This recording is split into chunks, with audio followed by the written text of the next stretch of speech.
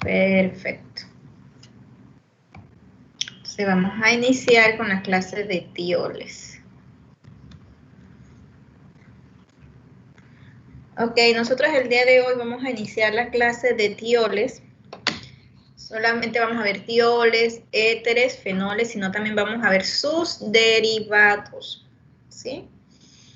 Aquí en esta imagen, pues el aroma que tiene el vino blanco se debe a un tiol, aquí está su nombre. 3 es un nombre común, no es un nombre yupac. 3-mercaptohexanol, ¿sí? Eso quiere decir que los alcoholes tienen prioridad, hexanol, ante un tiol. Permítanme que siempre se me olvida poner a grabar. Pues, y hoy más que nunca, que faltan varios compañeros.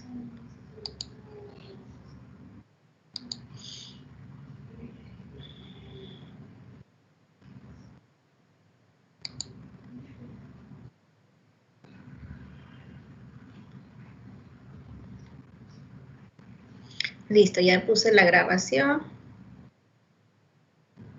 Entonces ahora sí iniciamos bien.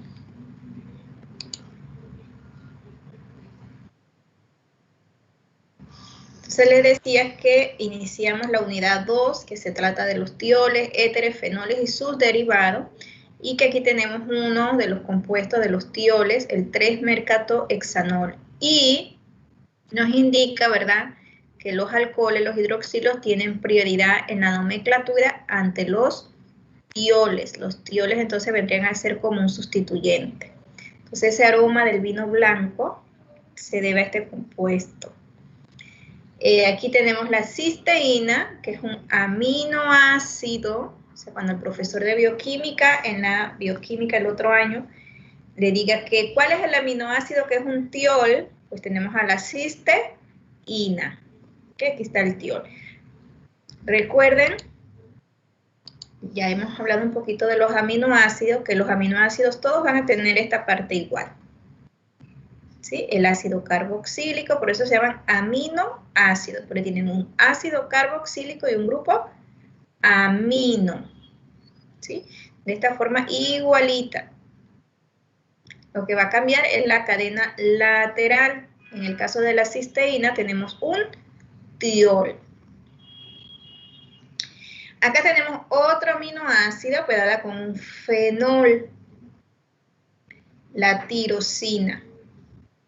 Es uno de los aminoácidos esenciales y que de hecho se receta mucho porque su deficiencia crea algunos problemas en la salud, ¿no? Entonces, miren esta parte está igual, el ácido carboxílico, el grupo amino, tal y cual como la cisteína.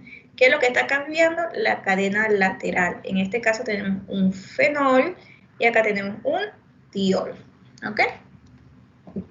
Entonces, eso es nada más como para que tengamos así una idea de la importancia de estas familias, de los tioles, de los éteres, de los fenoles y de sus derivados dentro de la química, no solo de la química orgánica.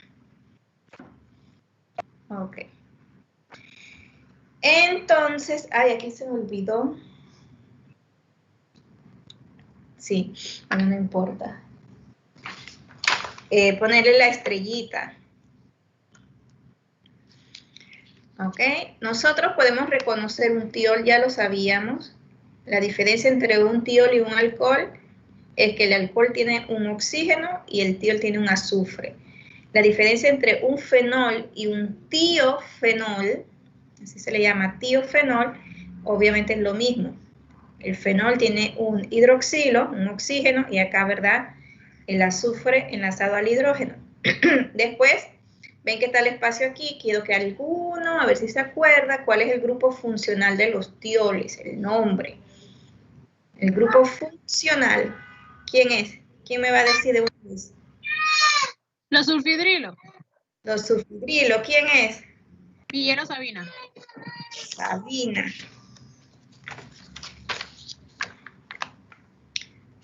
Ok, hoy es 17, ¿verdad? Sí. 17. Muy bien, Sabina. También ya tienes más de sus 5 mínimo. Y bueno, aquí tenemos un enol que ya nosotros lo sabemos reconocer, el enol, que se va a transformar en un carbonilo, en una acetona o un aldehído, en la enolización o la tautomerización. También podemos decir que tenemos aquí, entonces, si tenemos un azufre, un N-tiol. Ok, como dice Sabina, ¿verdad? El grupo funcional de los tioles es el sulfidrilo. Ya nosotros los habíamos estudiado en el primer semestre de los grupos funcionales. Sin embargo, si el profesor, a veces a los profesores les gusta decir más el grupo funcional que el nombre de la familia. Entonces, si los profesores en bioquímica, en lugar de decirle tioles, le van a decir el grupo sulfidrilo porque les gusta más, no se van a quedar ustedes y que el grupo sulfidrilo, ¿cuál es ese? Ese es el grupo funcional de los tioles. No nos podemos olvidar de los grupos funcionales. Creo que en el semestral le pregunté algo de los grupos funcionales y muchos ahí patinaron un poquito, ¿verdad? Una cosa es el grupo funcional y otra es la familia. Pero no podemos desconectarnos de una. Tenemos que estar siempre presentes con las dos. Grupo funcional y familia. Entonces, el grupo funcional de los tioles es el sulfidrilo. No nos podemos olvidar de eso. Bueno, este aquí, a ver, ¿quién me dice qué es?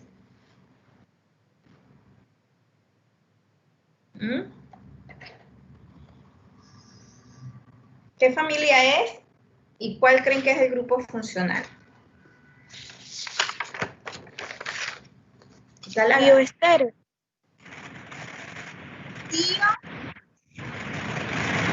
Éteres. Exactamente. ¿Quién es? Stephanie Quiroz. Eso me gusta. Que estén así hoy. Stephanie, ¿verdad? Como dice Stephanie, entonces esto va a ser un tioéter. ¿Sí? Un tioéter. Y su grupo funcional es el azufre. ¿Ok? Este ya lo conocemos muy bien, que tenemos a los éteres, sin la S, ¿verdad? Éteres. Su grupo funcional es el oxígeno. Ahí es donde van a ocurrir la mayoría de las reacciones. ¿Okay? Bueno, nuestro fenol, que ya también lo conocemos muy bien, nuestro fenol. ¿Okay? Nosotros podríamos más o menos proponer la acidez de estos compuestos en función de lo que ya sabemos. Nosotros ya sabíamos que el fenol es el que le sigue a los ácidos carboxílicos dentro de las familias de los compuestos orgánicos con mayor acidez. Sin embargo, si recuerden, no nos podemos olvidar que si tenemos una dicetona, es más ácida que el fenol. Si nosotros por aquí, después de los fenoles, ¿verdad? Teníamos los alcoholes, debemos pensar que obviamente los tioles van a estar primero, tener mayor acidez que los tioéteres o los éteres como tal. ¿Sí? Más o menos este sería un orden de acidez para estas familias. ¿Ok? Recuerden que si teníamos un alcohol, el alcohol venía después que el tiol, que los tioles son más ácidos que los alcoholes. ¿Ok? Los tioles son más ácidos que los alcoholes.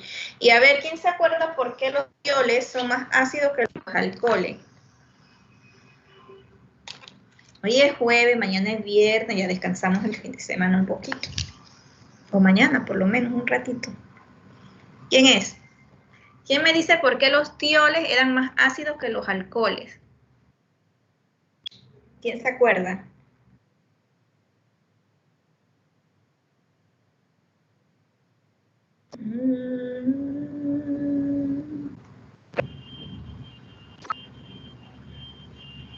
No queden en silencio. Yo no puedo ver el chat. No me vayan a escribir allá. Este es un problema que tiene Teams. Él está mejorando su plataforma, Microsoft, ¿verdad? Porque el oxígeno es más electronegativo. No. Los tioles son más ácidos que los alcoholes. ¿Por qué? A ver, ¿alguien más? Liberan más fácil el protón. Liberan más fácilmente el protón. No, tampoco. Porque el azufre se encuentra en un periodo más abajo, por ende es de mayor tamaño.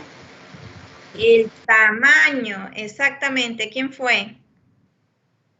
Maison Ali. Maison Ali.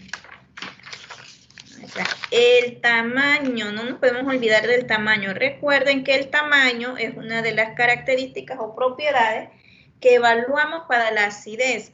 ¿Qué pasa entre el alcohol y el tiol? ¿Verdad? Como el azufre es más grande, cuando tiene esa carga negativa, la base conjugada del tiol, tiene mayor estabilidad que un ion alcoxilo por el tamaño del azufre. Entonces, por eso los tioles son más ácidos que los alcoholes o por su respectivo alcohol. ¿Ok? No nos podemos olvidar de esas cositas, esos detallitos, porque siempre van a estar preguntándose en los parciales, en las preguntas orales, en donde sea. Siempre eso tenemos que tenerlo ahí presente. Cuando ya lleguen a otro curso donde requieran la información, pues ya la sepan. Ok, aquí, por ejemplo, a ver, tengo dos tioles, pero uno es más ácido que el otro. ¿Quién me dice cuál es el más ácido? Está súper fácil. ¿Y por qué cree que es el más ácido?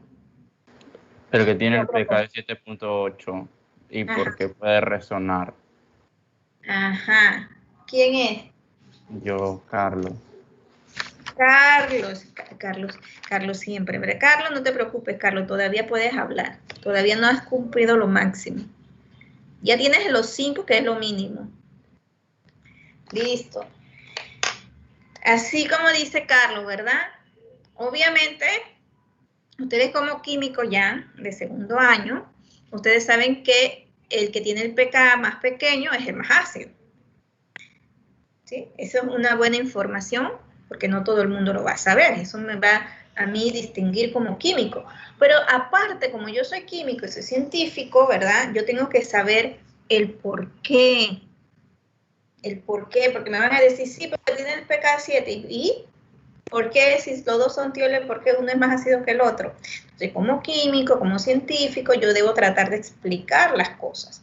Y en este caso, ¿verdad? Nosotros sabemos que hay dos propiedades que hacen que este tiol aromático, que ya sabemos que se llama ¿cómo? Vamos a ponérselo para atrás. Tiofenol. Tiofenol, exactamente. El tiofenol, ¿verdad? Ese tiofenol es más ácido. ¿Por qué? Son dos razones. Uno, obviamente, la resonancia que va a haber aquí dentro del anillo, pero ¿para qué me ayuda esa resonancia? Para estabilizar la base conjugada. Cuando se pierda este protón, porque estamos midiendo acidez, pérdida de protones, ¿verdad? Cuando se pierde este protón y queda el azufre con esa carga negativa en forma iónica, va a poder resonar dentro del anillo, formar diferentes especies, ¿verdad? Químicas, todas híbridos de resonancia de este compuesto, del tiofenol. Y estabiliza así su base conjugada. Entonces, ese es por un lado la resonancia y la estabilidad de la base conjugada. Por otro lado, recuerden que a mayor carácter S, mayor acidez. ¿Y qué decíamos con esto? Obviamente un SP es más ácido con un SP2 y que un SP2 obviamente es mucho más ácido que un SP3. Significa que si yo estuviera comparando estos dos, él tiene dos razones para ser más ácido. Uno es la estabilidad de la base conjugada a través de la resonancia y dos es que tiene mayor carácter S que este que está acá. Acá hay hibridación SP2 y acá tenemos hibridación SP3. 3. Todo es repasito, ¿eh? Si comparamos ahora, miren, el tiofenol con el fenol, los tiofenoles son más ácidos. Y ya sabemos que esto se debe ¿a qué? Al tamaño del azufre con respecto al oxígeno, ¿verdad? La estabilidad. ¿Okay? Igual aquí, si comparamos un tiol, ¿verdad? De un hidrocarburo alifático, un alquilo, con un alcohol, ese tiol va a ser más ácido que el alcohol. Y también se debe, en este caso, al tamaño. ¿Okay? Seguimos. Aquí sí, alguien, a ver, ¿qué más saben? ¿Qué sabemos? Alguien que me diga. Ya ustedes lo tienen en la diapositiva, de hecho. Por si acaso se me olvidó algo en la diapositiva. ¿Qué sabemos de los éteres, de los tioles y de los fenoles?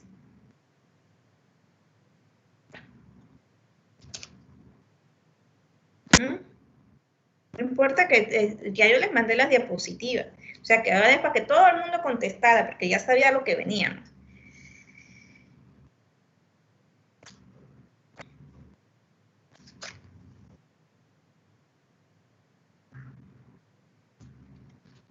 No. Profe, no sé si puedo hablar, pero... Sí. Ajá. Dime, Carlos.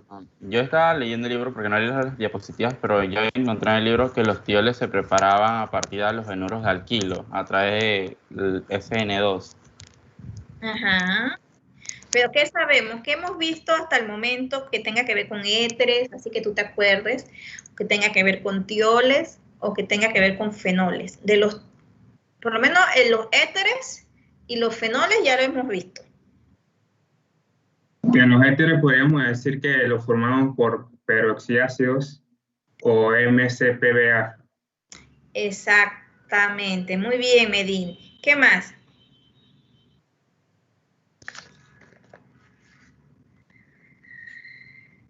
¿Qué más mismo de los éteres? Así no necesariamente tiene que ser una reacción. O de los fenoles. Que ustedes creen que ya sabemos.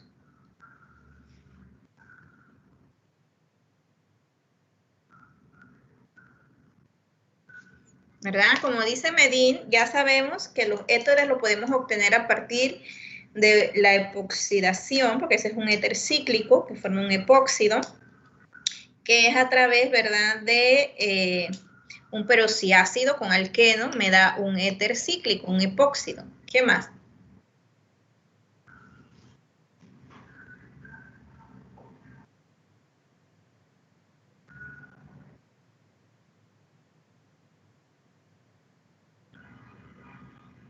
De los fenoles podríamos decir que estaban unidos a una cadena aromática. Y entonces, ¿qué más? Cuando esté en el anillo de benceno, ese hidroxilo que formamos el fenol, ¿qué podríamos deducir? ¿Qué podríamos saber ya de un fenol?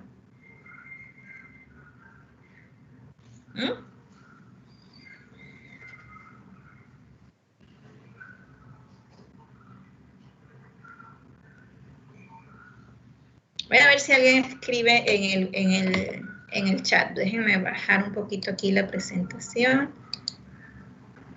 ¿Verdad? A ver si alguien quiere.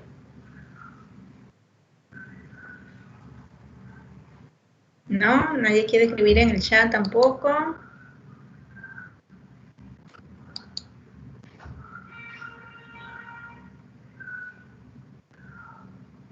No. A veces me pregunto si ustedes me escuchan. Me da terror eso, que no me escuchen.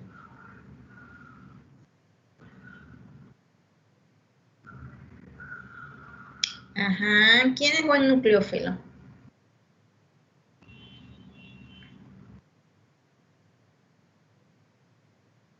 Los tioles son buenos nucleófilos. Bueno, son el nucleófilo, el tiol protonado es como el alcohol, un nucleófilo débil. Y el ion, ¿verdad? Ya desprotonado el tiol, pues sí, un nucleófilo fuerte, ¿verdad? ¿Qué más? A ver, piensen.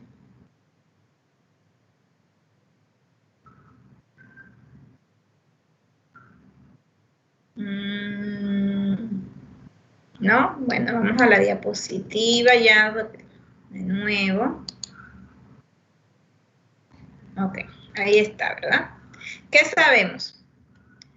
Como dice Medin, nosotros sabemos que a partir de un alqueno con un peroxiácido, que este es uno de los peroxiácidos más comunes utilizados, formamos epóxido y que los epóxidos son heterocíclicos, ¿verdad? Ok, ¿qué sabemos de los fenoles? Sabemos que el grupo hidroxilo es orientador orto y orientador para en las reacciones, ¿sí? Orientador orto y orientador para. Es como un aromático. Recuerden que los fenoles tienen propiedades o características iguales al alcohol y a los hidrocarburos aromáticos y tienen sus propias características, pero comparte algunas con los alcoholes y comparte algunas con los aromáticos. Entonces, en este caso, cuando el hidroxilo está allí, ¿verdad? En un anillo de benceno, el fenol, va a ocurrir una reacción de sustitución electrofílica aromática, igual que ya vimos, y él es un orientador, y es un orientador orto para, es un activador. ¿Ok? Y lo último que vimos de los éteres es que las reacciones con metales, ¿verdad? Para formar reactivos metálicos, organometálicos, como el reactivo de Grignard, requieren de éter, porque los éter van a crear un tipo de complejo con los reactivos. Ahí está el éter y aquí está mi reactivo de Grignard. Eso fue lo último que aprendimos sobre los éteres. Eso es lo que yo me acordé de lo que aprendimos de esa familia. Puede ser que hemos aprendido algo más, no me acuerdo. Ok, ahora vamos a empezar con los éteres dentro de esas familias. Es importante aquí mencionarles, ¿verdad? Un poquitito aquí breve de historia. Miren, aquí hay un inhalador de éter empleado ¿para qué? Para la anestesia. Al principio se utilizaba mucho cloroformo, después se percataron que era muy tóxico y empezaron a usar éter. Y se crearon muchas anestesias o muchos reactivos, ¿verdad? Muchos compuestos que servían como anestesia. Sin embargo, pues ya eso ha cambiado un poco, ya no se usa ni el cloroformo ni en el éter. Aún en experimentos siguen utilizando un poco de cloroformo de éter, pero no se debe. Cuando hablo de experimentos, son experimentos de farmacología con ratas o ratones. Entonces no se debiera, pero se sigue usando. ¿Sí? Porque esos animalitos sufren igual que cualquier ser humano. Entonces, ese es uno de las utilidades de los éteres, que fue por gran tiempo, ¿verdad? Anestésicos. Y el otro es que nosotros, por ejemplo, nada más por un pequeño ejemplo así, nosotros logramos ver algunas veces pinturas que dicen esto, esmalte de epoxi. ¿Por qué tendrá esa palabra epoxi aquí? Nosotros como químicos, ¿verdad? Bueno, pues eso significa que dentro de su estructura química hay epóxidos y son polímeros realmente. Son unos polímeros. Recuerden que los polímeros son varias unidades de lo mismo. Por eso tenemos aquí una N, ¿sí? De que son varias unidades de esto. Varias veces. Por eso creamos polímeros. Y miren cómo brilla esta pintura, por ejemplo, se debe a ese polímero. ¿Qué tiene aquí qué? Epóxidos. Y no solo en esta pintura, en muchas pinturas, en muchos pegamentos, vamos a encontrar diferentes éteres, no solo epóxidos, diferentes éteres que son como disolventes o tienen alguna función. El pegamento Plexiglu, ahí ese aroma se debe a un éter. O el pegamento de tuberías PVC, también se debe el aroma a un éter. Entonces, pues se usa como disolvente en las pinturas. Y aparte en esta especial, pues tenemos epóxidos dentro de la estructura química que compone parte de la pintura. ¿Okay? Ahora, la nomenclatura de los éteres. Recuerden que en mi caso particular, no es que quiero que ustedes aprendan, no los voy a poner a nombrar 100% un compuesto. Yo lo que quiero es que cuando ustedes escuchen el nombre, entiendan más o menos de qué familia están hablando. ¿Ok? Y no queden como, ¿qué será eso? No, tengan una idea. Entonces, pues ya nosotros conocemos el grupo metoxi, o metóxido, ¿verdad? Metoxi, lo conocemos muy bien, nosotros decimos el metoxi, el grupo etoxi o el grupo propoxi. Los conocemos muy bien, estos grupitos, pero sobre todo el metoxi. Entonces, una de las formas, porque hay muchas formas, en estas familias me estuve percatando de que hay muchas nomenclaturas comunes que la IUPAC ha aceptado. Entonces, pues, obviamente está la nomenclatura IUPAC nueva, moderna, pero muchas personas siguen utilizando nomenclaturas comunes. Entonces, ¿qué es lo que uno va a tomar? Como los éteres tienen este oxígeno en el centro, y hacia acá va a haber una cadena, y hacia acá otra, que puede ser acá también aromático, ¿verdad? El más pequeño va a ser como el sustituyente, y le va a colocar la abreviación, esta oxi. Y lo otro lo va a nombrar como si fuera un alcano. Entonces uno dice aquí, en este caso, ¿verdad? 1-metoxibutano. Entonces el nombre. Él es como el sustituyente, el metoxi. Acá tenemos 1, 2, 3, 4, ¿verdad? Pero obviamente tiene su nomenclatura para decir que este 2 está aquí, y para acá tenemos 2 carbonos, así que este es el más pequeño. Este va a ser como el sustituyente. Un etoxi, y va a ser 2-metil, ¿por qué? Porque en el carbono 2 de este lado tengo un metil, y son 3 carbonos. 2-metil propano. ¿Ok?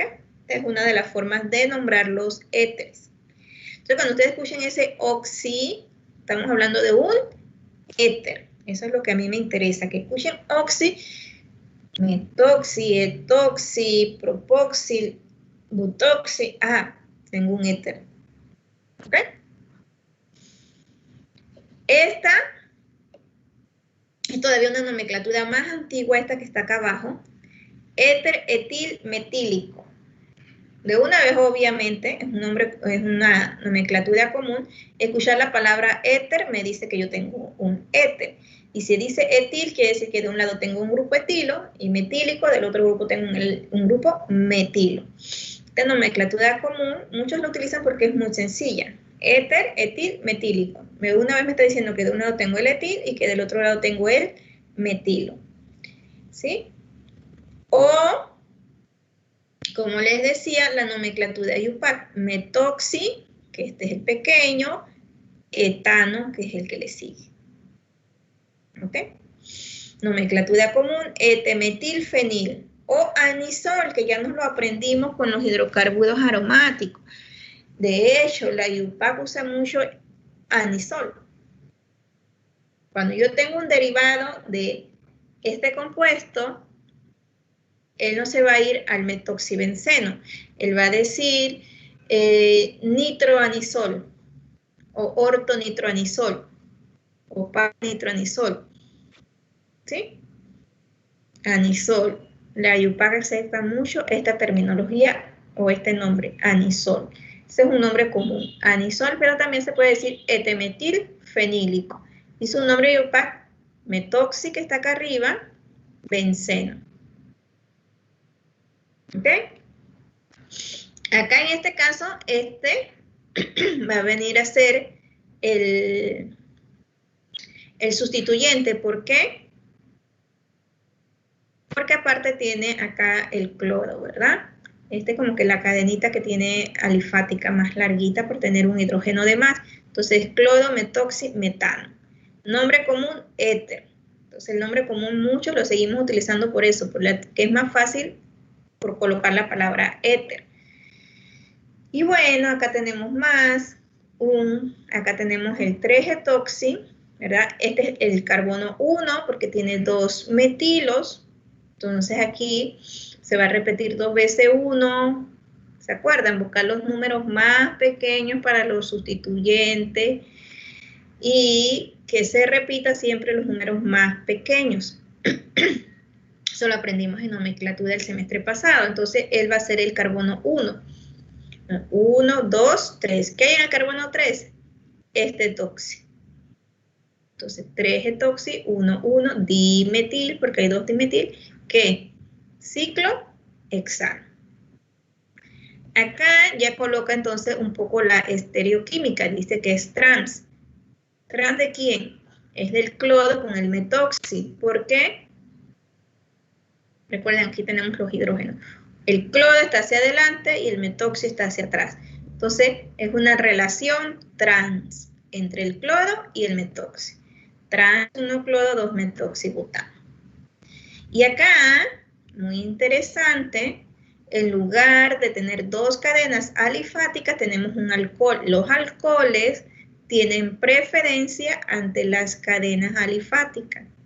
O sea, ante un alcano, un alqueno o un alquino, la terminología, el sufijo que se va a usar, que va a prevalecer en la cadena principal, es el del alcohol, porque los alcoholes tienen preferencia ante todo lo que acabo de mencionar. El alquino, el alqueno y el alcano. ¿Sí? Entonces va a ser 2-etoxi etanol. ¿Ok? Son ejemplos. Sobre los éteres cíclicos, pues ya nosotros, aunque no está aquí, ya sabemos que esto es un epóxido. Es un nombre común que se ha quedado y seguimos utilizando epóxido, epóxidos, epóxido. Y creo que la IUPAC lo acepta muy bien, ¿sí? Sin embargo, es un oxirano, este es su nombre. Un nombre común sería óxido de etileno. Un oxirano. Todos los derivados de él van a venir con ese nombre, oxirano. En una nomenclatura IUPAC, perdón. Acá tenemos otro, ya tenemos 3 carbonos, en lugar de 2, el oxetano. Acá tenemos 4, un ciclo de 5, oxolano, 6, oxano, 2 oxígenos, 1, 4-dioxano, el furano que ya lo conocemos, ya conocemos los furanos. ¿Por qué? ¿Alguien se acuerda? Voy a esperar que si alguien me dice por qué ya conocemos al furano.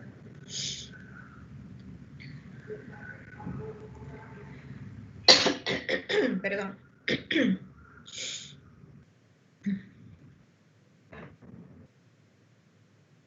¿Alguien tendrá una idea así como por qué debemos saber algo del furano?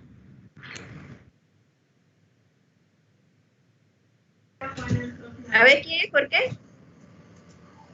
Bueno, yo lo vi primera vez por las reacciones de Alders. Una Diersalder, no. Pero ahí había una jovencita que me iba a decir. ¿Quién es? Porque es un aromático. Exactamente. ¿Quién es? Claudia Liu. Claudia. Bien, Claudia, felicidades. Eso me gusta. Muy bien, Claudia. Tienes un ganchito, Claudia.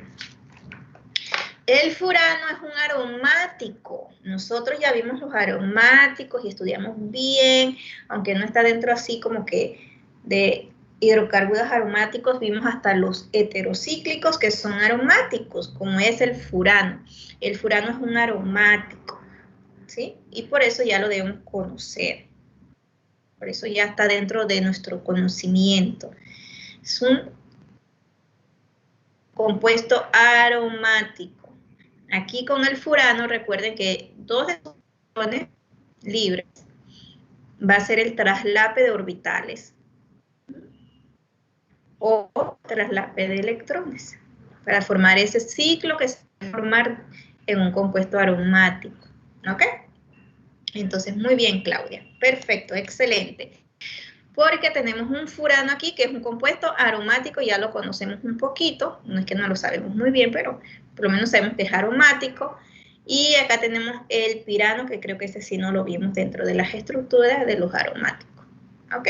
Entonces estos son nombres que no es que se los van a aprender, los epóxidos ya lo conocemos muy bien, el furano lo van a usar un poco más, quizás en bioquímica, pienso yo, y algunos quizás vayan a usar un poquito más.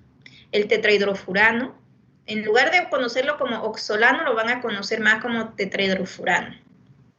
¿Sí? Los furanos sí son muy conocidos. El que es aromático, que es el furano, y el que no es aromático, que se le conoce más como tetrahidrofurano. Sería su nombre común, por el que se conoce más. Entonces, pues aquí hay un poquito de esa nomenclatura de esos éteres cíclicos. Miren aquí, en este caso, ¿verdad? Tenemos ese oxirano, pero como no es el principal dentro del compuesto, sino el ciclo, tiene más carbono, entonces aquí se coloca la palabra epoxi, o sea, de epóxido. ¿Sí? Entonces la iupaca se está más epoxi que oxirano. Epoxi. Y acá epoxi. ¿Ok? Y acá, este no me acuerdo cómo se llamaba, oxirano, oxano creo, ¿verdad? Oxetano, dice aquí, es un nombre, oxetano. ¿Para qué? Entonces, cuando escuchen eso, oxirano, oxetano, furano, más o menos tengan idea de que estamos hablando de un éter. No es que se van a acordar 100% de la estructura, porque no memorizar hoy no sirve de nada, mañana ya no me acuerdo. Sino es como que escuchar esas terminologías, por lo menos tener idea. ¿Ok? Tener idea. Ok. Entonces, vamos a ver una de las obtenciones de los éteres. Ya nosotros conocemos una que nos acordó muy bien Medin, ¿verdad? Que es la epoxidación de alquenos con peroxiácidos, forman epóxidos. Entonces acá tenemos otra. Esta se le conoce como la síntesis de Williamson, que es una reacción de sustitución nucleofílica. Su mecanismo es una sustitución nucleofílica. ¿Sí? Y es una SN2. ¿Por qué? Porque los alcóxidos, o sea, los alcoholes desprotonados, son nucleófilos fuertes. Tenemos un áluido de alquilo, él va a hacer su respectivo ataque nucleofílico por el lado contrario, el grupo saliente, que va a ser el halógeno, y vamos a formar éteres. Esa es una de las formas de obtener éteres. ¿Sí? Su nombre es síntesis de Williamson. Pero es una sustitución nucleofílica bimolecular de segundo orden, una SN2. Ahora, ¿cómo yo formo ese alcóxido? Ese ion. ¿Cómo desprotono yo un alcohol? Pues muy fácil. Si yo quiero desprotonar un alcohol, lo único que necesito es una base. Porque el alcohol, o en este caso el grupo hidroxilo, va a actuar ¿de qué? De ácido. Yo le quiero quitar el protón, quiero que lo done. Quiero extraer este protón. Si quiero extraer un protón, necesito una base. Entonces, pues aquí tenemos aquí un fenol, en este caso, ¿sí? Un fenol realmente. Adiciono mi base extrae el protón y formo el ion alcóxido. Luego ese ion alcóxido, nucleófilo fuerte, va a ser un ataque nucleofílico. En este caso aquí había otro mecanismo. Nosotros vamos a usar el de acá abajo, que es el yoduro de metilo, que es un áluido de alquilo. El oxígeno hace el ataque al carbono y sale el yodo. Y forma esta estructura, que miren que dice que es un saborizante, que se llama N-tol. Aquí formé yo el éter. Ya nosotros sabemos reconocer los éteres. Ahí formé mi éter. ¿Sí? Entonces, ese es uno de los ejemplos. Otra forma de obtener éteres, que esta sí no la hemos visto, ¿verdad? Es a través de la deshidratación de alcoholes a altas temperaturas. Se lo puse ahí, a altas temperaturas. Porque nosotros ya sabemos que la deshidratación de alcoholes en medio ácido me da ¿qué? ¿Quién sabe? Vamos a poner un ganchito aquí. Deshidratación de alcoholes en medio ácido. Un alqueno. Un alqueno. Eso me sonó a Medín. ¿Estoy de acuerdo? ¿O a Carlos? Fue Carlos, profe. Carlos. Ok. 3, 6. Muy bien, vamos a ponerle su ganchito a Carlos porque él lo dijo. Ok. La deshidratación de alcoholes en medio ácido a temperaturas no tan altas, ya 40, 35, 60, me va a dar un alqueno. Sin embargo, cuando yo tengo 2 moles de alcohol y le coloco temperaturas altas, miren la temperatura alta hasta 140, muy altas, lo que me va a dar como producto es un éter, no un alqueno. ¿Sí? Necesito 2 moles de alcohol, medio ácido, pero necesito altas temperaturas para que se me forme un éter. ¿Ok? Yo creo que sigue el mecanismo, pero pensemos un poquito en ese mecanismo que ya ustedes tienen en esas diapositivas. Si yo tengo alcohol en un medio ácido, ¿verdad? ¿Qué va a hacer el alcohol? ¿Puedo responder o no? Sí, sí. Ok. Protonar. Él pierde un protón y luego cuando él ya es agua, o sea, que queda como molécula de agua, como son 2 moles de alcohol, entonces el otro mol de alcohol hace un ataque nucleofílico al carbono donde está enlazado el agua, pues.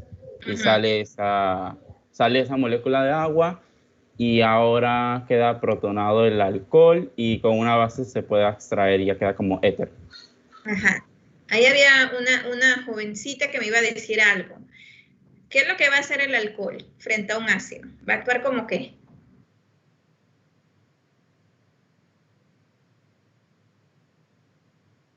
A ver.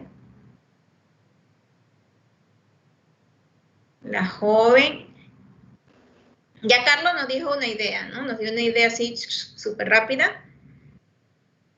Y muy bien. Pero yo quiero el término ese. Si yo tengo el alcohol frente a un ácido, ¿cómo va a actuar el alcohol? Como una base. Como una base. Exactamente. Eso es muy importante. Si yo tengo un ácido, entonces el alcohol actúa como base. Es decir, el alcohol va a extraer el protón del ácido. ¿Ok? Si yo tengo una base, el alcohol va a actuar como ácido. ¿Qué va a hacer? A donar un protón.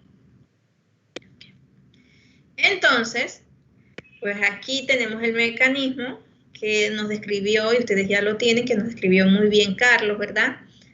Va a actuar, ¿qué va a hacer el alcohol? Abstraer un protón del ácido, porque él está frente a un ácido, así que él va a actuar como base, abstrae un protón, forma la molécula de agua, llega el otro alcohol, pues son 2 moles de alcohol, hace su respectivo ataque nucleofílico, sale la molécula de agua, y la otra agua que ya tenemos en el ambiente, que salió, y más tenemos un medio ácido, no súper concentrado, un ácido diluido, ¿verdad?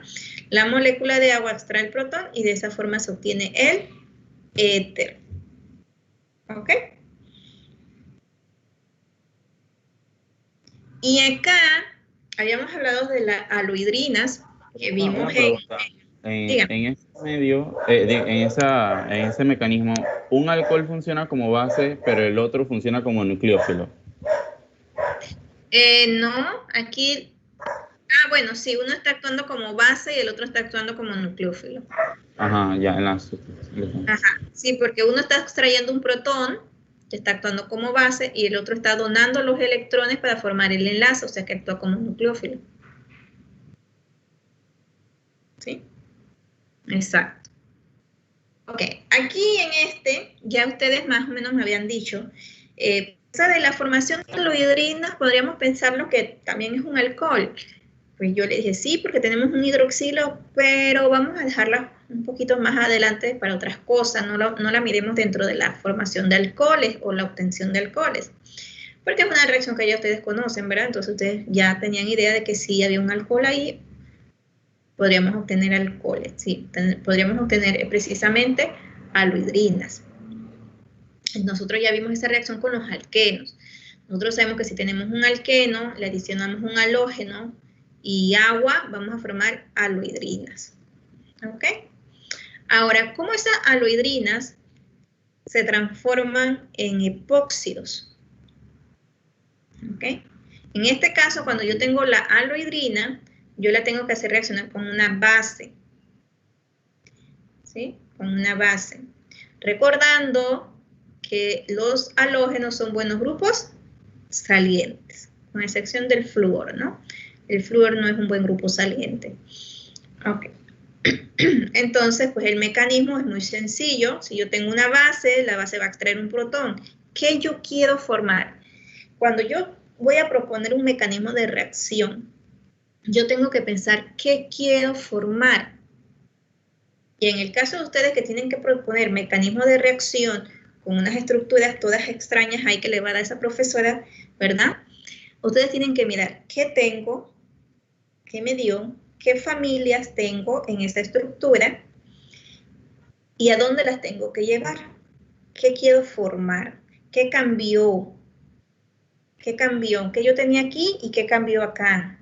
Para saber dónde es que están ocurriendo las reacciones y enfocarme allí en qué puedo yo proponer que está ocurriendo. Porque pueden ocurrir muchas cosas que no serían malas, que ustedes las propusieran, ¿no?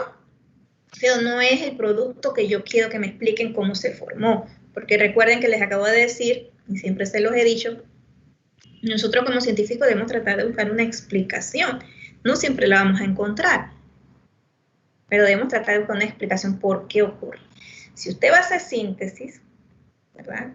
Yo tenía compañeros que hacían síntesis y ellos proponían que unían A más B, iban a obtener C y resulta que obtenían Z.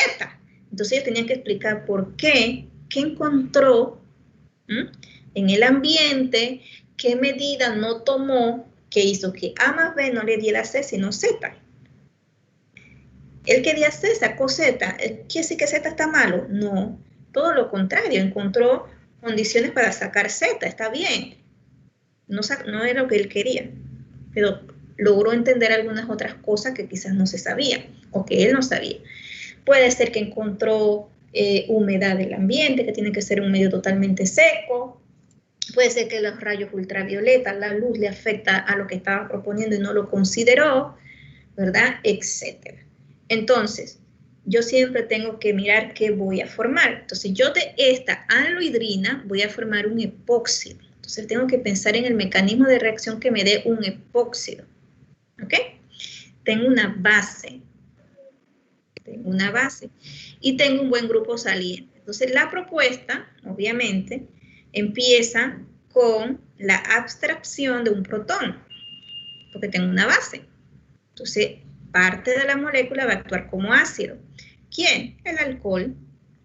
El alcohol va a donar su protón. Además, que yo sé que cuando el alcohol done ese protón, ese oxígeno se va a formar en un alcóxido, un ion, que es un nucleófilo muy fuerte. Y puede hacer un ataque nucleofílico intramolecular, ¿sí? Interno, ahí entre las moléculas, no necesito más nada, intramolecular. Entonces, ese alcóxido, una vez que pierda este protón, este alcohol, una vez que pierda ese protón, por la base, forma este alcóxido, que es un nucleófilo fuerte. Y tengo aparte un buen grupo saliente. O sea, ¿qué va a pasar ahí? Tengo un nucleófilo fuerte dentro de una misma estructura y tengo un buen grupo saliente. Definitivamente, ese nucleófilo va a hacer un ataque nucleofílico al carbono del buen grupo saliente y se va a ciclar. En este caso va a formar un epóxido y el halógeno sale, que es un buen grupo saliente. ¿Sí? Y se forma un epóxido. Importante, si el alcóxido es un nucleófilo fuerte, quiere decir que aunque sea una reacción intramolecular, ¿sí? ¿Qué va a pasar?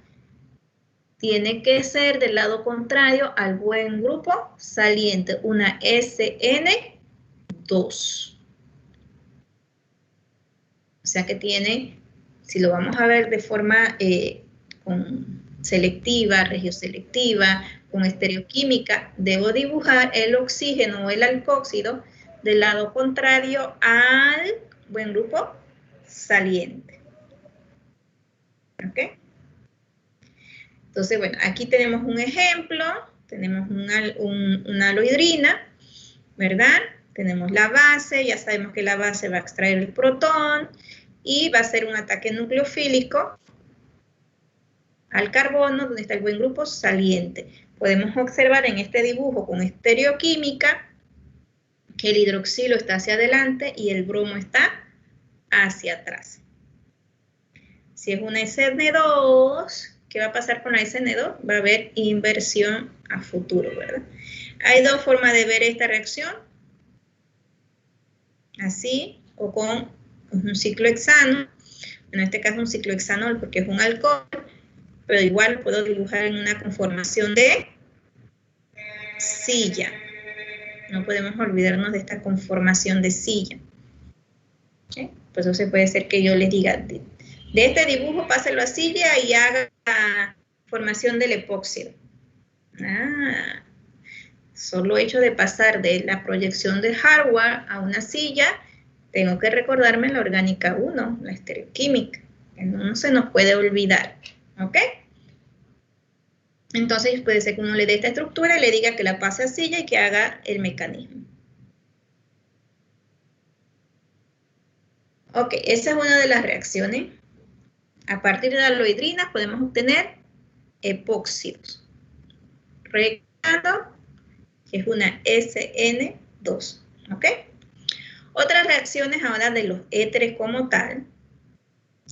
Tenemos, dice, la apertura del epóxido, por ejemplo, que es un éter cíclico, ¿verdad?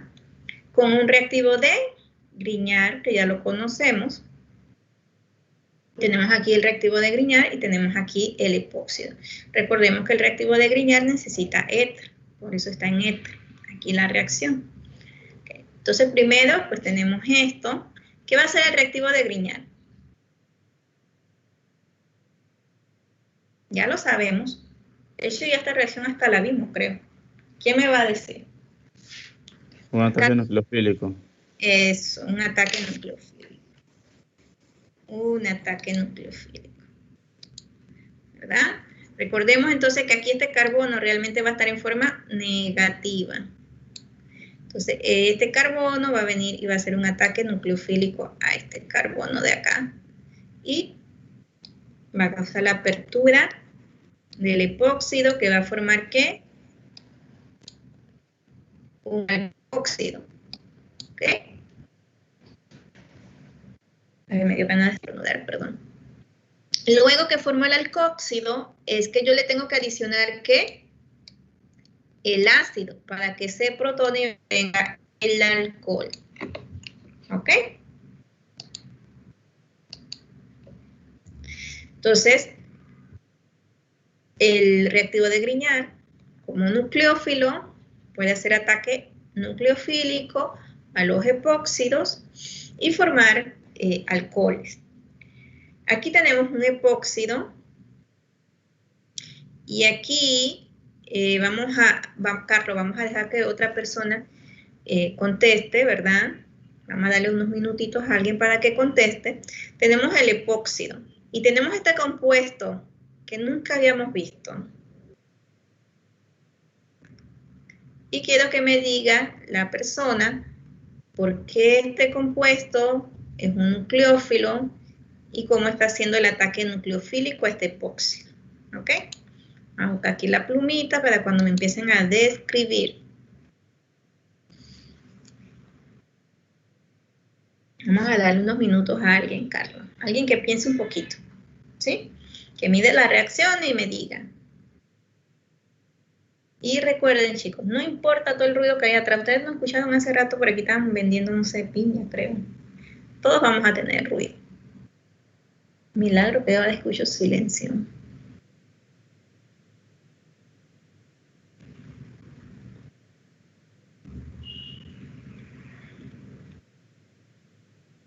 A ver.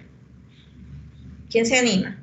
Miden la estructura del compuesto, ya ustedes tienen la diapositiva, también la tendrán, no sé, si las imprimieron, si las miraron.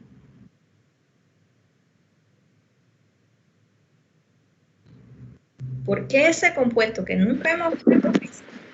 ¿Ah? Profesora, ¿por qué es un compuesto organometálico? Tienes ahí más que eso que tienes, mira. Toda la cadenita. ¿Cómo tú crees que realmente es esto? Más que un compuesto organometálico, piensa en otra cosa.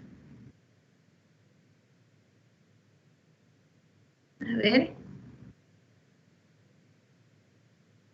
¿Cómo realmente tú crees que está esto? Mira, además está en etanol y agua.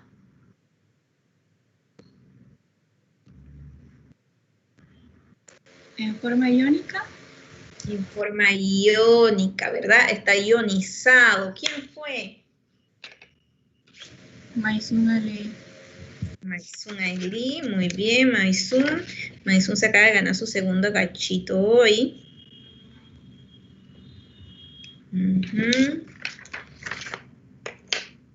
Ok. Entonces, está en forma iónica. Aquí el potasio está cargado positivo y el azufre está en forma negativa. Es una sal. ¿Sí? Una sal. Y no importa, chicos, que yo nunca haya visto el reactivo. Yo tengo que ver más o menos cómo está eso, buscar ahí mi química dentro de mi cabecilla, ¿verdad? Y decir, ah, bueno, si se forma esto, debe ser por esta razón. ¿Sí? Recuerden que estamos en este proceso de aprender cómo proponer o justificar algunos productos. Si ustedes observan, pues aquí está el azufre, el potasio no está por ningún lado, él quedó allá como un producto secundario y tengo el alcohol, o sea, el epóxido, una apertura de epóxido, aparte que la diapositiva lo dice arriba, hubo una apertura por un ataque nucleofílico. ¿Quién fue el nucleófilo? Fue el azufre, en forma iónica. ¿Cómo yo sabía que uno estaba positivo y uno negativo? Yo no lo sabía en principio, vamos a decir. Pero si él hizo el ataque, debe decir que porque él estaba negativo. Y entonces tengo que pensar, como el cloruro de sodio, una sal, ¿verdad? El sodio está positivo, el cloruro está negativo y ya, pues, entonces, es que está en forma ionizada. ¿Por qué? Porque estamos en etanol y agua. Entonces tenemos que ir empezando a crear ese razonamiento. Entonces, pues aquí él como nucleófilo, pues hizo un ataque, una apertura y ya todo el cuento que ya no sabemos. Aparte, como está la misma agua, puede donar el protón más adelante para formar el alcohol. Si tuviera que proponer yo un mecanismo de reacción. ¿Ok? ¿De dónde salió el protoncito? Pues del agua. El agua puede actuar como ácido, como base. Puede donar o ceder. ¿Verdad? Ok. Acá, otra reacción de los éteres. Miren que los éteres, es muy curioso, ¿verdad? Con los ácidos de hidrógeno o halogénuros de hidrógeno, los ácidos, se adicionan en forma de exceso, es decir, que no se puede con un equivalente o un mol o con 2, sino con un exceso de áludos de hidrógeno, si lo que yo quiero obtener son halogenuros de alquilo. Si yo quiero obtener halogenuros de alquilo, debo adicionar halogenuros de hidrógeno o áludos de hidrógeno en exceso. Principalmente se utiliza bromo o yodo. Entonces aquí yo tengo mi éter. Yo sé que ese áludo de hidrógeno o ese halogenuro de hidrógeno es un ácido. Yo lo sé. Ustedes ya lo saben también. Entonces quiere decir que el éter va a reaccionar como base. Si tengo un ácido, el otro va a ser base. ¿Qué hacen las bases? Abstraen protones. Entonces el éter abstrae, ¿qué parte del éter? Pues el oxígeno. Por eso el oxígeno es su grupo funcional. ¿Sí? Entonces el oxígeno, el par de electrones del oxígeno, abstrae un protón. Se protona el éter. Ah, pero cuando se protona el éter, queda libre, ¿quién? Un halógeno. Estamos trabajando con halógenos de hidrógeno, que en estos casos dice que preferiblemente sea bromo o yodo, ¿verdad? Va a quedar libre el halógeno. ¿Qué va a hacer el halógeno? Los halógenos son buenos nucleófilos, ¿sí? También sabemos que el flúor está ahí como que no mucho, ¿verdad? El pobrecito. Entonces, viene aquí, hace su ataque nucleofílico al carbono que es adyacente al oxígeno que está protonado, y sale. ¿Quién sale? Una molécula de alcohol. Una molécula de alcohol es mi buen grupo saliente. ¿Y qué formé acá? Un áludo de alquilo. ¿Ok? Una vez que yo tengo mi áludo de alquilo, tengo mi alcohol va a seguir reaccionando ¿con quién? Con el exceso de áludos de hidrógeno que yo tengo. Ahora, el alcohol frente al ácido, par de electrones, uno de esos pares de electrones del oxígeno, del alcohol, del hidroxilo, va a extraer un protón. Extrae el protón, va a formar una molécula de agua. ¿Qué va a hacer el halógeno que salió? ¿O que quedó en forma iónica? Pues un nucleófilo va a hacer un ataque nucleofílico al carbono y va a salir la molécula de agua. Y de esta forma voy a obtener mis dos halógenuros de alquilo. ¿Sí? Ese es el mecanismo de reacción de un éter con halógenuros de hidrógeno o áludos de hidrógeno, que forman dos grupos alquilo. Aquí hay un ejemplo, ¿verdad? Tengo este compuesto que se le dio el nombre común, éter ciclopentil etilo. Muy sencillito, es un éter, ya yo sé que éter tengo R y R. Para un lado voy a tener un ciclopentil y para el otro lado voy a tener un grupo etilo. ¿Ok? Aquí tengo mi ácido o mi áludo de hidrógeno. ¿Qué va a pasar? Bueno, en este caso creo que aquí hizo falta uno. Un producto final. Sí. Aquí hizo falta el áludo de alquilo, que sería el bromoetilo. Etano, perdón, bromuro de etano, porque esta parte no lo colocaron. Bueno, ya ustedes saben cómo son los libros. Ok, este es el mecanismo propuesto. Abstraigo el protón. ¿Quién? El oxígeno del éter. Extrae el protón, sale el halógeno. Este halógeno va a hacer un ataque nucleofílico aquí y va a salir la molécula de alcohol. Esa molécula de alcohol debe seguir reaccionando, solo que ellos no la pusieron. Ah, ok, déjenme ver una cosa. Ellos hicieron el ataque aquí,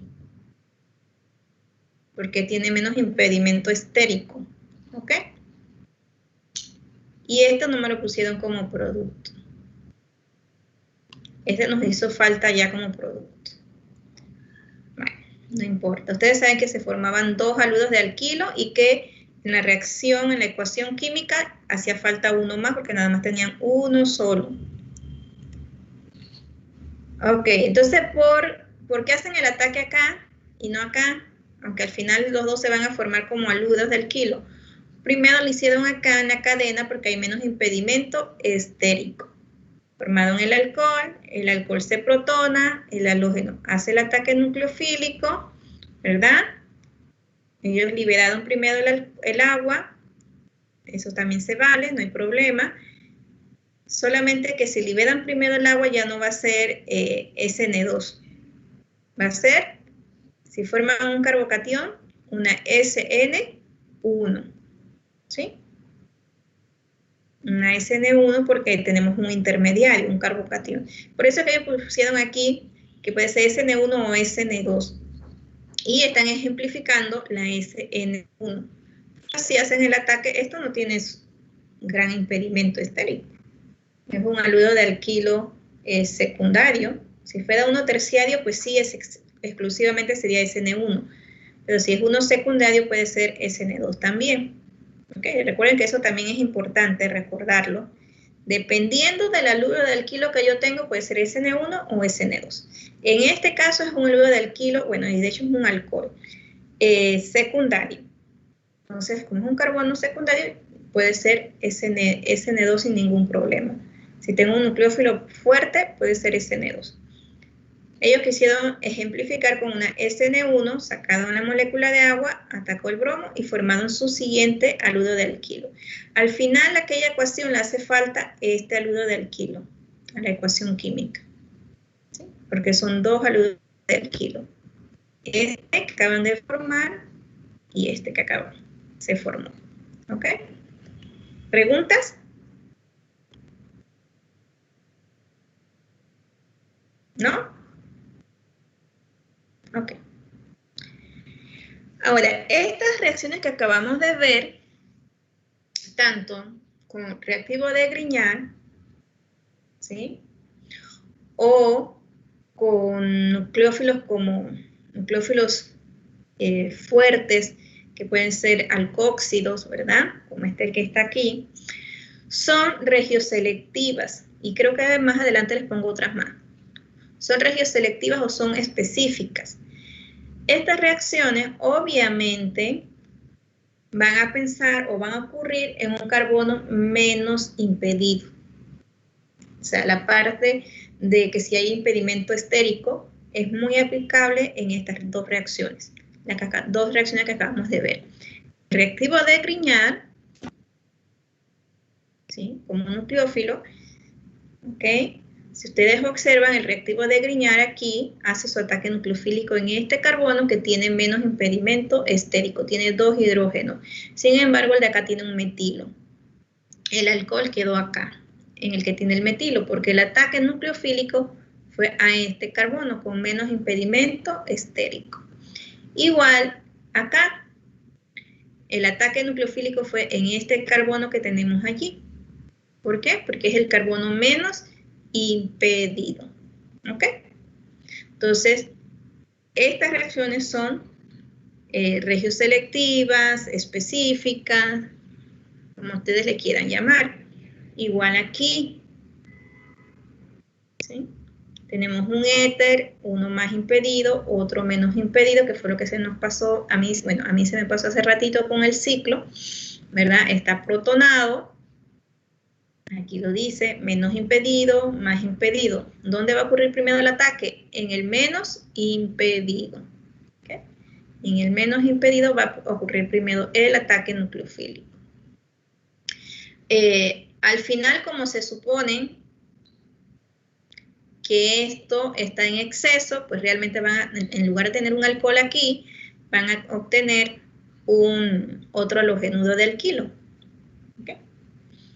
A menos que diga que nada más pusieron un solo equivalente, entonces ya es muy importante tener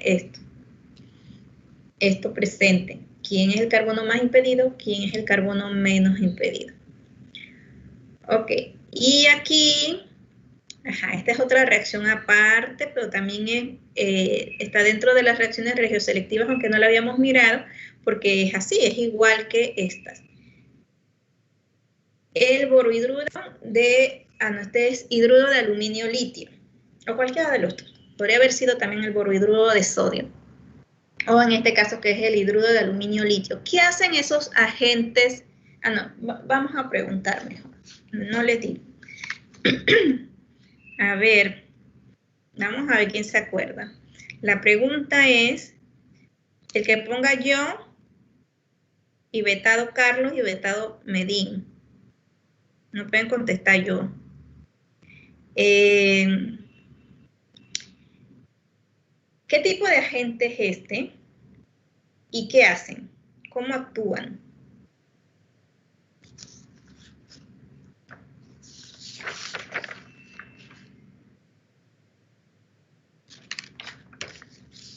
¿Sí? Me refiero al hidruro de aluminio y litio. ¿Qué tipo de reactivo es? Es un agente reductor. Un agente reductor. Muy bien. ¿Y qué hacen los agentes reductores? Para reducir. Sí, pero ¿cómo lo hacen?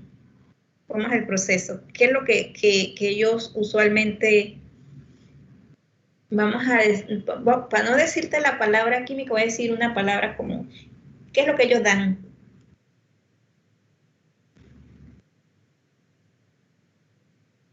Creo que allí se uniría el protón al reactivo, como un hidruro, no estoy segura. Eso mismo. Los agentes reductores donan hidruros. Mi ganchito es para... De gracia, Melanie. De gracia, Melanie. Muy bien. Muy bien, Melanie.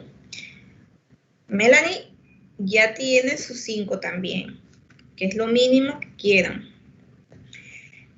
Voy a decir quiénes tienen 5, que es lo mínimo que quiero. No es que quieran, no es que no puedan participar, pero ya tienen lo mínimo. Melanie ya tiene lo mínimo. Medín ya tiene lo mínimo. Alexander le falta 1 para lo mínimo.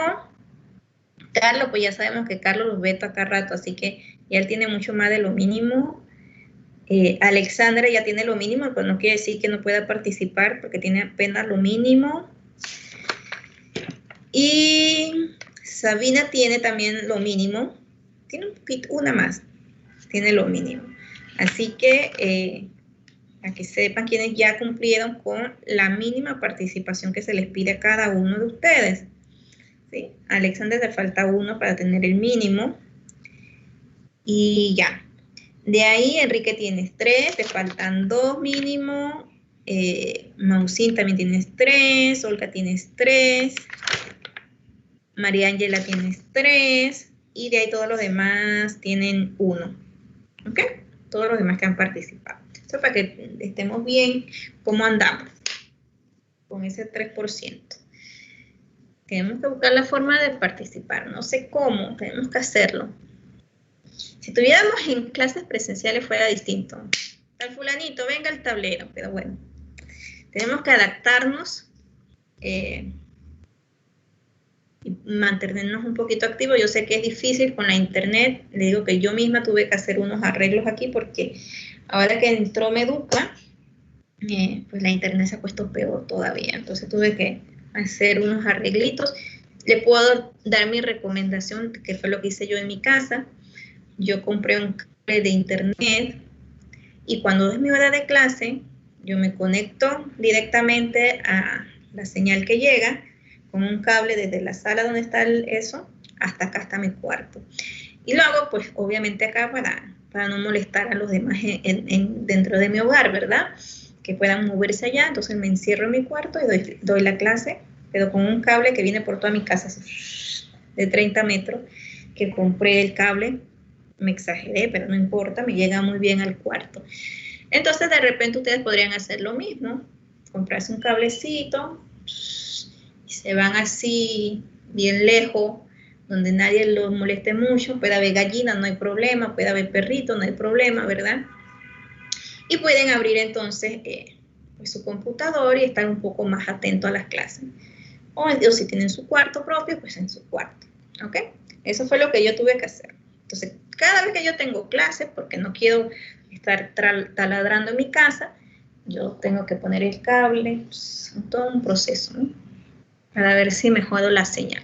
Entonces, yo les recomiendo quizás que puedan hacer eso. Yo sé que estamos en una situación difícil y todo, pero A lo mejor el otro año, el primer semestre, vamos a estar en las mismas condiciones. Tenemos que buscar la manera de ver cómo seguir adelante con la vida. Entonces, como me dijo, ay Dios de gracia, ¿verdad? Él es un agente reductor. El hidruro de aluminio litio es un agente reductor. ¿Qué hacen los agentes reductores? Donan hidruros. ¿Qué es esto hidruro? Una H de hidrógeno con 2 electrones y una carga negativa. Entonces, el hidruro, ¿verdad? ¿Dónde va el hidruro en este caso? Aquí. Este es el carbono. Ahora déjenme ver algo. Él llegó aquí y ¿por qué aquí hubo como un pequeño reordenamiento? Me equivoco. Sí.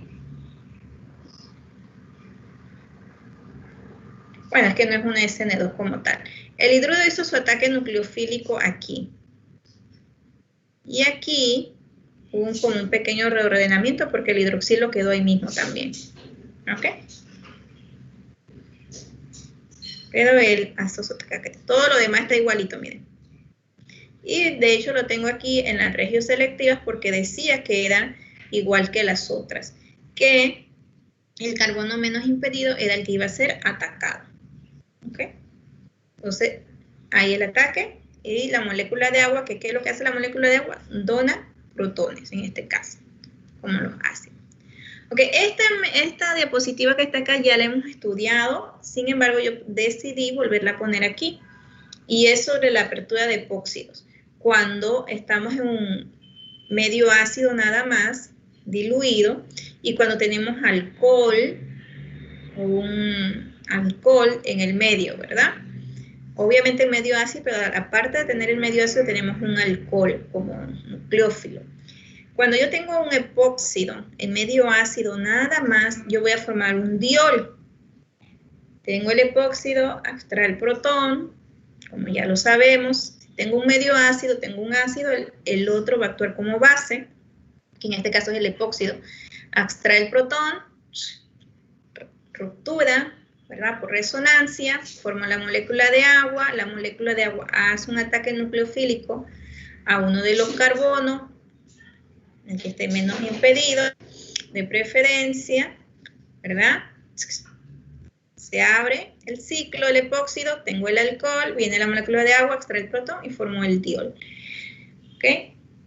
En lugar de yo tener un ácido diluido, tengo un alcohol, pues el alcohol es el que va a actuar como nucleófilo una vez que se protone el epóxido. Recuerden que esta protación, miren, chicos, aunque aquí está el alcohol protonado o el epóxido protonado, está cerrado, realmente una vez que se protone el epóxido ya se puede abrir el ciclo. ¿Sí? Puede haber esa ruptura, esa resonancia y se abre de una vez el ciclo y se forma entonces aquí un carbocatión que es más susceptible al ataque nucleofílico. Lo mismo que pasa con los carbonilos protonados, puede pasar aquí. Aunque esté dibujado como cerrado, puede haber o debe haber resonancia para que se pueda abrir el epóxido y se forme aquí un carbocatión y sea más susceptible a esos ataques nucleofílicos. Porque si ustedes observan, estamos trabajando con nucleófilos débiles, o sea, una molécula de alcohol, una molécula de agua, son nucleófilos débiles. Entonces los nucleófilos débiles, pues no es que no puedan atacar, sí pueden atacar, pero necesitan centros electrofílicos más susceptibles a ataques nucleofílicos. Y por eso es que se protona, porque puede, antes del ataque ya se abre el epóxido y se forma el alcohol, ¿ok? Formando por ahí un carbocatión. Claro que es más sencillo si lo dejamos de esta forma, porque aquí lo único que podremos hacer es decir, dibujar las dos estructuras de resonancia y decir que forma el ataque al carbocatión. También lo podemos hacer directo, decir que el nucleófilo hace el ataque y abre. Cualquiera de las dos es válida. Lo que yo quiero que entiendan es que esta protonación es para hacer un centro electrofílico, más susceptible a ataques nucleofílicos por nucleófilos débiles, que es lo que estamos viendo en esta imagen. ¿Ok? Listo. Entonces, bueno, acá un protón y importante aquí en ambos, ¿verdad? Realmente lo que se va a obtener, como puede ser el ataque nucleofílico por acá y el otro por allá, una mezcla de enantiómeros. Aunque está dibujado uno solo, es una mezcla de enantiómeros lo que se forma como producto. Ok, esta diapositiva es muy importante porque nos hace pensar y razonar un poquito lo que estamos aprendiendo. ¿Qué es? Bueno, aquí está el epóxido con su nombre oxirano, ¿verdad? Tengo un medio ácido y tengo un medio básico. Es un ácido es básico, son medios distintos. Aquí podríamos decir que hay un sodio, un potasio, un litio, cualquiera que esté acompañando a este ion. Tengo un medio básico, ¿sí? Entonces, la diferencia, aquí dice la orientación de a dónde ocurre el ataque, cómo se forma la cadena, va a depender si está en un medio ácido o en un medio básico. En otras palabras, realmente es si tengo un nucleófilo fuerte o si tengo un nucleófilo débil.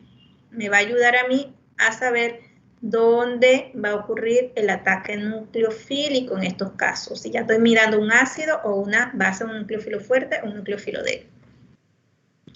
Si yo tengo un ácido, obviamente él se va a protonar. ¿Sí? Aquí se va a protonar. Y como yo les decía hace ratito, miren que aquí se puede ver muy bien, vamos a buscar la pluma, ¿sí? ¿Dónde está atacando el alcohol realmente? En el de hace rato, la que acabamos de pasar, era simétrica. Vamos a ponérselo para que vean. Era simétrica mi estructura, ¿sí? Era simétrica. Daba lo mismo donde ocurriera el ataque. Es simétrica. Sin embargo, este epóxido ya no es simétrico. Entonces, ¿dónde va a ocurrir el ataque? Él se va a protonar. Una vez que él se protone, él se puede abrir, porque ese es el objetivo de un medio ácido, igual que en los carbonilos. Que ocurre esa resonancia para formar un centro electrofílico más susceptible a los ataques. Entonces, si una vez que este epóxido se protone, se puede abrir, hay una apertura de ese epóxido, ¿hacia qué lado lo va a hacer? ¿Por qué hacia este? Porque aquí entonces voy a formar un carbocatión terciario más estable. Recuerden que esto es muy importante, la estabilidad. Todas las reacciones ocurren buscando casi siempre estabilidad, formando intermediarios estables. Entonces, uno, voy a hacer un centro electrofílico más susceptible, pero ¿cuál? También tengo que pensar en la estabilidad del intermediario que estoy formando. Entonces, lo protono, se abre el epóxido por resonancia, y entonces viene el ataque de un nucleófilo débil, como es una molécula de agua, de alcohol, perdón, protonado. La molécula de alcohol protonado, o sea que es débil, va a hacer su ataque nucleofílico al centro electrofílico que acabo de hacer susceptible. ¿Sí? Y se forma entonces esta estructura. ¿Qué pasa cuando yo tengo un nucleófilo fuerte?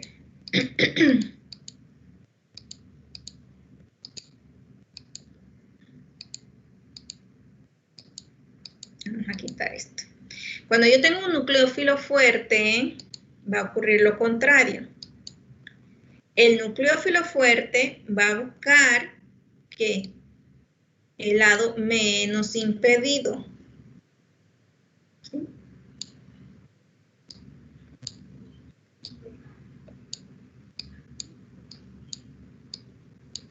Nucleófilo fuerte busca el lado menos impedido, hace su ataque nucleofílico, se abre el ciclo y después se protona con el alcohol, que en esta, ¿qué significa et? ¿Alguien sabe? No quiero que después mañana me digan qué es esto. Etano. ¿Más que etano qué? Etil. Etil. Exactamente, etil. Etil. ¿Verdad? Etil. Entonces es lo mismo. Cuando este alcohol dona un protón, estoy formando ¿qué? Esto que está aquí. El nucleófilo, el mismo nucleófilo. Entonces, si ven, es el mismo. ¿Okay? Entonces, como es un nucleófilo fuerte, hace el ataque, abre la apertura y forma el alcohol. Entonces, son distintos. Nucleófilo fuerte, nucleófilo débil. Entonces tengo aquí, ¿verdad?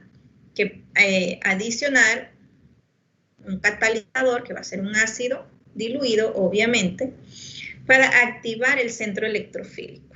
Entonces, en este caso, lo que yo voy a buscar es que se forme el intermediario más estable, el carbocatión. Y en este caso, como es un nucleófilo fuerte, voy a buscar es el carbono menos impedido. ¿Ok?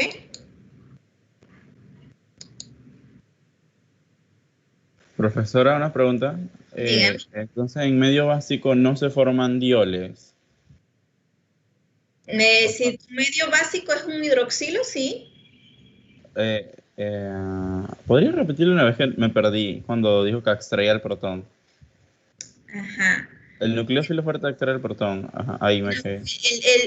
El que extrae el protón aquí es el alcóxido que se te formó cuando abriste el ciclo, el epóxido.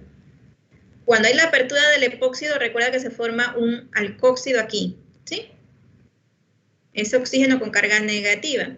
Ese oxígeno con carga negativa va a extraer un protón. ¿De quién? Del medio, del disolvente, que en este caso es etanol. Ahí, pero el que va a hacer el ataque nucleofílico y el que me va a decir a mí a dónde va a ocurrir esta sustitución, ese ataque, va a ser el nucleófilo fuerte, que es este, que es el alcohol desprotonado, ¿no? El alcóxido. En cambio acá, cuando yo tengo un nucleófilo débil, se cataliza para que la reacción ocurra, llegar al nivel de energía de activación que requiero, un medio ácido. Y primero se protona el epóxido y luego ataca el nucleófilo. Mejor. Ajá, y para que en un medio ácido yo tenga dos alcoholes, porque en el que está hay dos alcoholes, hay un alcohol y un éter. Y un éter. Tiene que ser simétrica la molécula. Y no tienes que adicionarle alcohol, sino agua o hidróxido. Okay. Perdón, chicos. Miren, ¿ven? Agua. Si yo quiero un diol, agua. ¿Ok?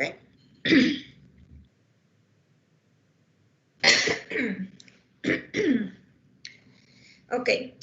Entonces, esta reacción aquí es bien importante, bien importante. Yo sé que a ustedes les digo varias veces eso, pero esta reacción es importante que los químicos lo tengan presente, porque yo personalmente he visto muchos incendios por esta reacción, ¿sí? Y aquí en Panamá puede ocurrir. No sé, no estoy segura, creo que también una vez ocurrió ya, aquí en Panamá. Ok, la oxidación de los éteres, ¿sí? Los éteres, nosotros el que más usamos es el éter dietílico, si no me equivoco, ¿sí? Ese es el que más se usa en los laboratorios, el éter etílico. Ya dos grupos de etilo. Los éteres hay que guardarlos a cierta temperatura y bien selladitos, que no le entre mucho oxígeno, no le entre mucho aire, porque si no, forman estos peróxidos, ¿sí? Estos peróxidos que son explosivos. De hecho, el éter como tal es muy inflamable. Si ustedes se van a la parte de seguridad, pues también tienen que tener mucho cuidado. Y les voy a hablar de 2 accidentes que yo he tenido, no que presenciar, pero sí he escuchado y bueno, pueden haber más. La verdad que lo pienso, creo que hay como 3 o 4. Accidente con éteres. ¿Sí? Entonces esta parte de que son explosivos, debe poner puesto ahí también que son muy inflamables, es muy importante para su futuro en el laboratorio. Ya tengan la oportunidad de ir a un laboratorio. Ok, primero, los éteres cuando están en exceso de oxígeno, que quedan muy abiertos y hay mucho calor, como aquí en Panamá, por ejemplo, ¿verdad? Ven que dice que es lenta, que es una reacción lenta, no es que ya lo dejé y ya va a explotar, no. Pero hace mucha calor y usted no lo selló muy bien, no lo tiene dentro de un refrigerador a condiciones que él debe estar, pues va creando estos peróxidos. Y estos peróxidos con el tiempo explotan. Me tocó escuchar, gracias a Dios, no ver. Cuando estudiaba allá en México, ¿verdad? En un laboratorio, pues, allá no hay aires acondicionados como aquí. Y dejaron el éter, pues, ahí guardado en un anaquel, quién sabe cuántos años, y un día que hacía mucho calorcito, pues explotó el éter y habían otros reactivos y se formó el relajo y hubo un incendio, llegaron bomberos, etcétera. Gracias a Dios no pasó a mayores. Pero aquí en Panamá que hace tanta calor, usted deja eso ahí muchos años, usted no sabe qué tipo de accidente nos va a venir después. Entonces los éteres, sobre todo nosotros usamos mucho el éter etílico a veces, tenemos que tener cuidado de tenerlo dentro de una nevera, unos 5 grados y bien selladito. ¿Por qué? Ellos se van oxidando, ven que van ganando oxígenos y forman esos peróxidos que son explosivos. Y les digo, personalmente me tocó ver, no estar ahí, sino ya después cuando llegaron los bomberos y qué fue lo que pasó y que no, que se prendió un éter. Luego, esa es una. Luego aquí en Panamá, 2 accidentes, uno, pienso que ustedes a lo mejor ya saben, un poco grave, ¿verdad? Que pasó en la escuela de química, un estudiante que estaban utilizando éter y estaban usando mechero y había como un escape, no se sabe muy bien qué fue lo que pasó, o se levantaron el condensador y salió un poquito el éter, que es muy volátil, aparte de que es volátil, inflamable, explosivo, bueno, es toda una cosa en los éteres. Y pues la llama se fue con el éter y la estudiante se quemó, ¿verdad? No lo digo en forma de bochinche ni nada de eso, sino todo lo contrario, que tenemos que tener mucho cuidado con estos disolventes. No solo que el éter etílico, no, todos los éteres son así. Ya le digo, donde estudiaba en México hubo una explosión, él estaba dentro de reactivos, los otros reactivos que también eran inflamables, pues se formó ahí su pequeña llamita. Y gracias a que, bueno, se tienen muchas las normas de seguridad, se buscó el extinguidor, una manta, que nosotros no tenemos aquí manta, ni extinguidor, ni nada de eso, una manta para fuego, no sé qué, y no pasó nada, y apagaron el fuego, y igual llegaron los bomberos porque la alarma se disparó, ¿verdad? Y es porque allá como no, allá siempre está frío, no necesitan aire acondicionado, pero el día que hizo calor y que tenían rato de tener ese éter ahí, explosión. Acá pues tuvimos ese contratiempo con la estudiante.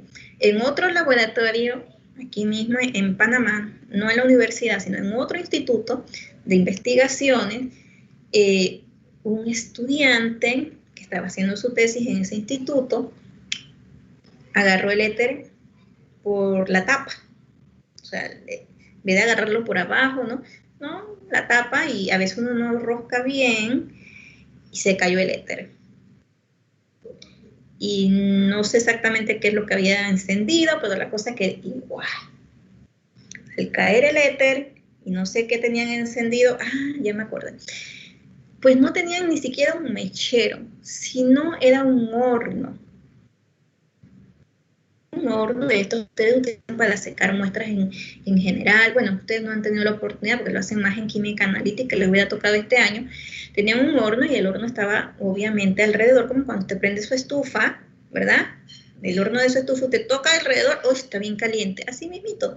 Pero tocó, iba a pasar el éter de un lado a otro y lo agarró mal, porque lo agarró por la tapa, y se cayó, y estaba el horno encendido. No era ninguna llama inflamable, así de que, wow, una estufa, no. Era un horno de secar muestras, de sacar cristalería caliente, pero el éter era tan volátil que se encendió. Bueno, en este instituto, gracias a Dios, pues tenían los extinguidores, igual, las personas que estaban ahí actuaron rápido con el extinguidor, los rociadores, no sé qué, igual llegaron los bomberos y se formó la cosa, ¿no? Entonces, con los éteres hay que tener mucho, mucho cuidado. Son muy amables, son volátiles, y si usted no lo sabe guardar con el tiempo, puede hacer un explosivo. ¿Ok? Esto es porque obviamente, pues, quizás no tenemos un curso como tal que nos enseñe cómo guardar, sobre todo en la licenciatura. Creo que en la tecnología química, pues allá sí hay un curso de seguridad y no sé qué y tantas cosas, pero en la licenciatura pues nos enseñan mucho a esta reacción, esto y los cuidados que uno debe tener. Pasa a veces. Entonces que quede claro que este tipo de compuestos es muy peligroso y tenemos que tener mucho cuidado a la hora de manejar. Como químicos vamos a estar expuestos siempre a manera tóxica, que si causa cáncer, que si no sé qué, siempre vamos a estar. Pero hay con algunos que tenemos que doblar la seguridad a la hora de utilizarlos. Hay personas muy alérgicas a los éteres. Otra cosa que me pasó a mí hace muchos años cuando di la orgánica 1, un estudiante fue alérgico al éter. Y aparte, recuerden que si usted está ahí respirando el éter, que yo le dije al principio que empezamos con esta unidad, que los éteres se usaban antes como, ¿qué? Anestesia, ¿verdad? Entonces le va a causar sueñito y se puede caer. Entonces hay que extremar medidas con ellos. Siempre dentro de una cámara, para que usted lo hace, y usted no esté respirando eso y no se vaya a caer porque quedó anestesiado, ¿verdad? Y puede ser que usted, no solo con los éteres, con cualquier otro reactivo usted sea alérgico. Entonces hay que tener mucho cuidado a la hora de manejar reactivos. Entonces, bueno, aquí hay un ejemplo de esa reacción de oxidación de los éteres. ¿Okay?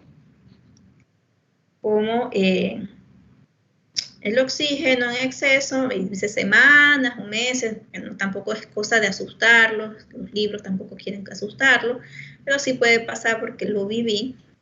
Se pueden transformar en peróxidos que son explosivos. Apenas sientan mucha calor, van a explotar. Okay. Bueno, aquí espectroscopía, déjenme ver cómo andamos con el tiempo. Ya se nos acabó el tiempo, como siempre. Vamos a dejarlo aquí mejor, para no pasarnos más. Nos quedan 4 minutos. Bueno, ya se acabó el tiempo, mejor dicho. No sé si tengan alguna pregunta antes de retirarnos.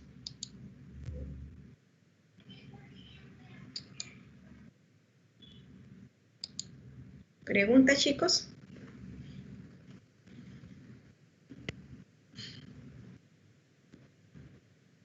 Mira, Enrique, que lo vimos en los compuestos aromáticos. Enrique, no veo el chat. Esto es lo único que me gusta de que no puedo ver los chats. Y a menos que haga como a veces le hacen a mi hijo, las maestras.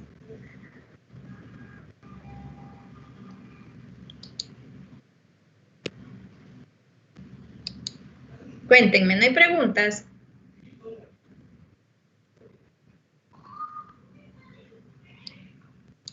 ¿No? Bueno, si no hay preguntas, entonces seguimos con este tema el día. Muy bien, perfecto. Seguimos el día, entonces, si no hay preguntas, el día martes. ¿Ok? Ya ustedes tienen la diapositiva por si quieren ir mirando de qué se trata lo que vamos a ver. Y bueno, nos vemos el martes.